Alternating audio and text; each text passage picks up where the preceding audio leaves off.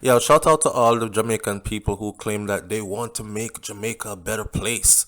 But the only time I see them have anything constructive to say concerning when cases get dashed away and concerning when things are swept under the rug is when it's like an entertainer.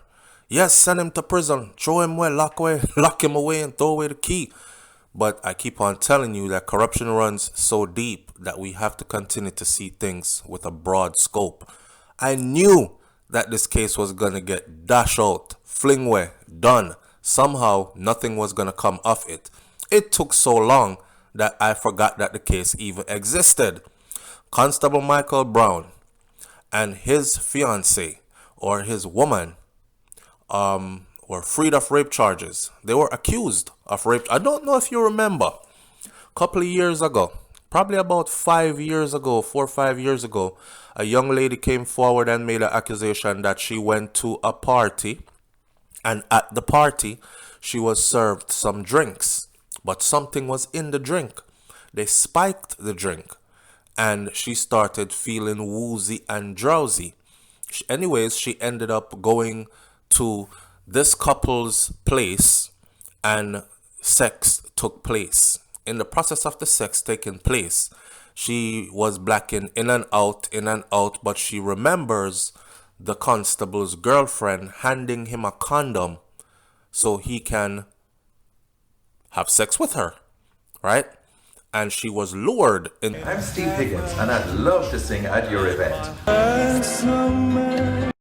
All right, my SouFLoTV audience, here's an event that you don't want to miss. In joint celebration of Jamaica's 60th independence anniversary, Fowler, Samuels and Associates Group and the Steve Higgins Productions presents Love and Nostalgia. This inaugural Gala concert celebration event will be held under the distinguished patronage of the Honorable Oliver Mayer, Consulate General of Jamaica to the southern states of the United States. This is a huge event you don't want to miss. This year's gala concert will feature acclaimed Jamaican tenor Steve Higgins and his production cast in an intimate setting at the newly renovated Royal Palm Beach Cultural Center in beautiful Royal Palm Beach, Florida on Sunday, October 2nd, 2022 at 6 p.m. Audience attendees will comprise of Americans and persons from the greater Caribbean diaspora, brought together by a shared passion for theater and the performing arts. This gala concert event features the main act of Steve Higgins, along with Jamaica musical theater standout soprano Delia Winter and South Florida-based Jamaican balladeer April Marr.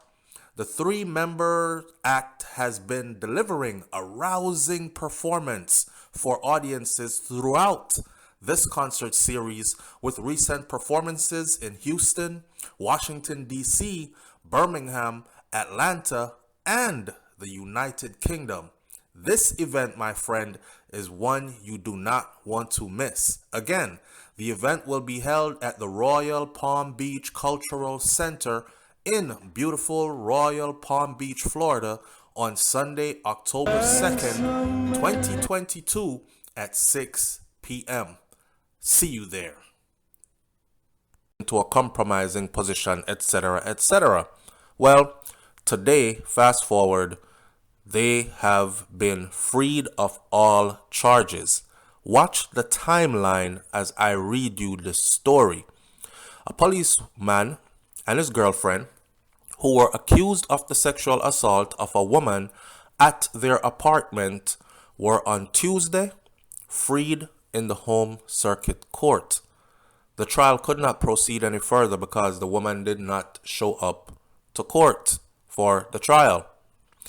The court was informed that the complainant expressed that she had moved on with her life since the alleged 2016 incident and she was no longer interested in the case. Yeah, right. How about she was threatened, probably, coerced, and paid off all of the above, one of A, B, or C. See, this is a practice right here, right? When it's certain people that's involved, what they do is they stretch the court date so far that by the time that comes around, people have already disappeared, moved out of the country, died, missing, all kinds of stuff, and then nothing comes of it. So, the court was also told, because I don't know, wait, let me say this. I don't know no rape victim that has a chance to stand up before the person who did anything to them that's going to say, you know, at this point, I'm not even interested in that case anymore. I've moved on with my life. You know, no longer interested in the case. Bye. Don't call me. I'm not coming to court. I don't think so. After you were brave enough in the first place to come forward and say what happened to you and point to who did it to you, all of a sudden you just not interested in the case anymore? Nah, I don't buy that. So the court was also told that her lack of interest was not because of any threats or any inducements. Right. They can tell the court anything. She won't be there to say yay or nay. She just done with it. As a result, Constable Michael Brown, 36, who is based at the Hunts Bay Police Station, he was freed of rape, and his girlfriend, Natoya Thompson, was also freed of aiding and abetting the rape.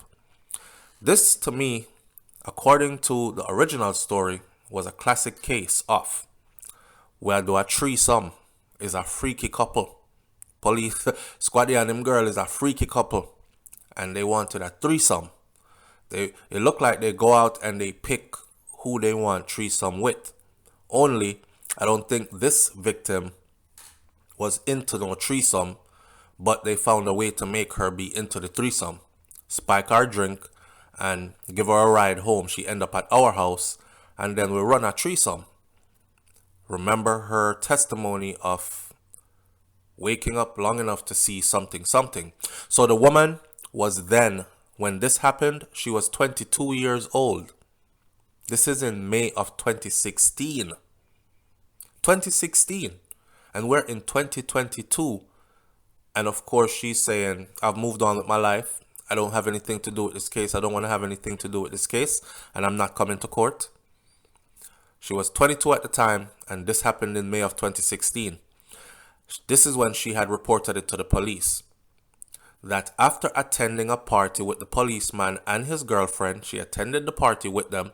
She was invited back to their apartment after feeling drowsy from a drink that she was served at the party by one of the two of them. That means either the constable or his girlfriend served her the drink. She had reported that the policeman's girlfriend lured her into a compromising position while at their home. Start kiss her and these kind of things and blah, blah, blah.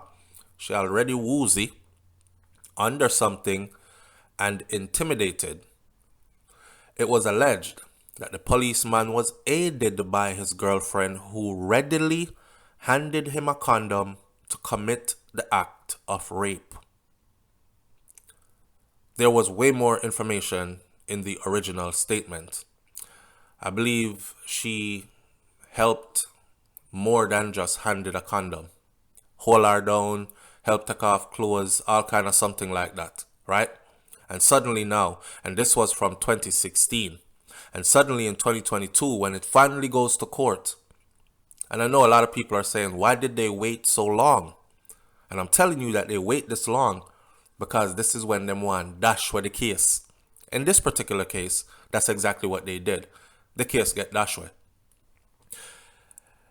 She reported that to the policeman. She reported that the policeman's girlfriend lured her into a compromising position while at their home, and it is alleged that the policeman was aided by his girlfriend, who readily handed him a condom to commit the act of rape.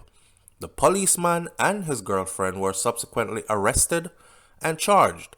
Both accused, through their lawyers, who is Peter Champagny, Queen's Counsel for the policeman, and Caprice Morrison for the woman, had strongly denied the allegations.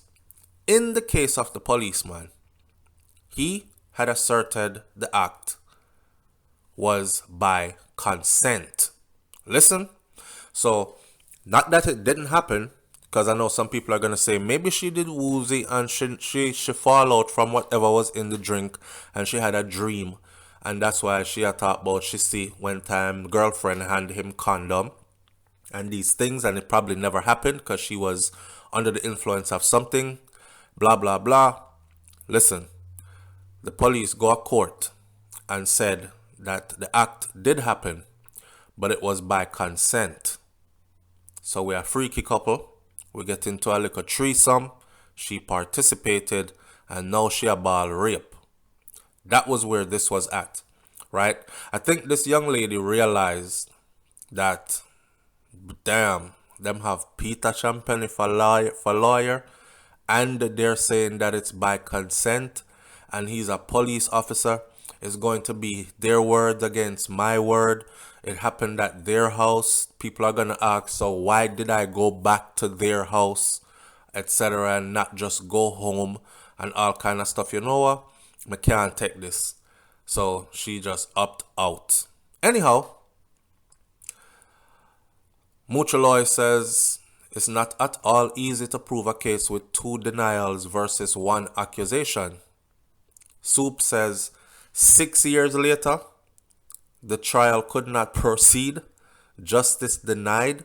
Shame on our court system. 6 years later, my friend. Yada says consent when she was drunk and he calls himself a policeman. Should not find himself in such a situation anyways. But I hope that he is not reinstated. The judge sure let him off the hook fast. Shaking my head.